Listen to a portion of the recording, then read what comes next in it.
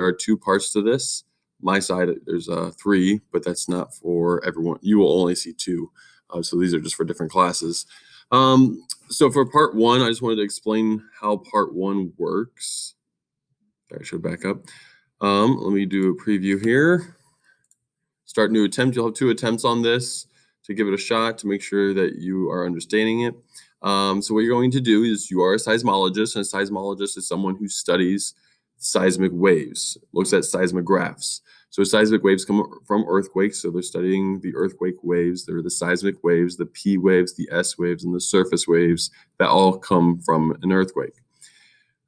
So we have received data from the field. It is your job to analyze the data and determine the depth of the layers of the earth. So this is trying to show you how we know how deep each layer is.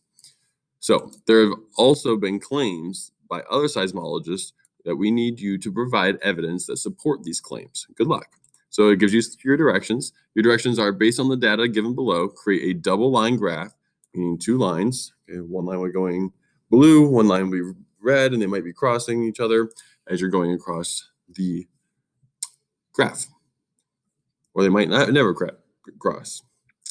So you're going to show the relationship between the P wave speed and the S wave speed and the depth within the earth. So you're going to look at the P waves, look at the S waves, and see how that relates to the depth of the earth. So you're going to use red for P waves and blue for S waves. And then you're going to determine the range for each layer of the earth. So first thing I want you to do is look at the P wave chart, and the depth is 0, speed 6. Depth 0, speed is 6. So you're going to scroll down to here. So P waves, I'm going to double check. It's supposed to be red.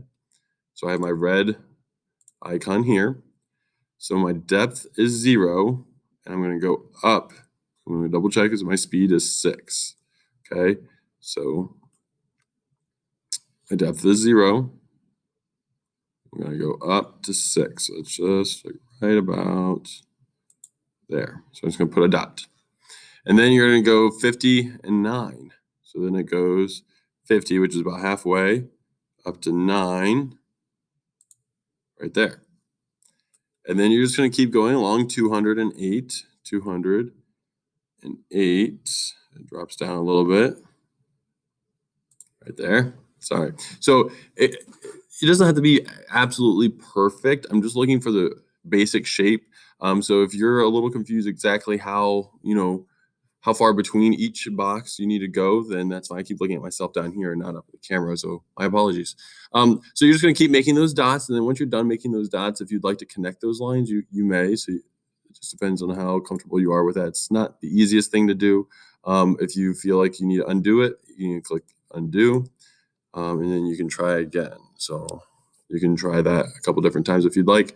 I'm not going to require you to connect the lines because I know on a computer it is difficult to do. So then you're going to keep making that graph. I'm just going to make up a line graph here. That's impossible, but that's essentially what you have. Then you're going to do the same thing on the S waves. So S waves, then you're going to do another line graph. Again, I'm going to just make up one. So then it should look kind of like this. Again, I just made those lines up. So don't do exactly what I did. Okay. I want you to be looking for these points and marking them on the graph. Now with these seismic waves, the S waves or the secondary waves, you don't have any information here. Okay. So once you get down to 4,000, 5,200, 55, 600, 640, you don't have to do anything. Okay. There's no more data for that. It just stopped because at 2,900 depth, 2,900 kilometers, the speed went to 0, so it stopped.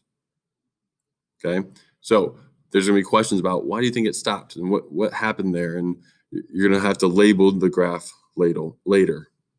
Okay, hopefully that cleared some things up, and you should be good to go ahead and get started on that.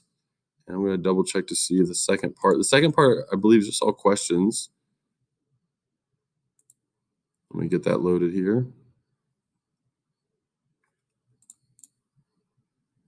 Okay, so you have one attempt on this. And then you're just going to label these, where you think the inner core and crust and things like that should go. Alrighty. So that is all for the video. and have a great day. And I'll see you guys later.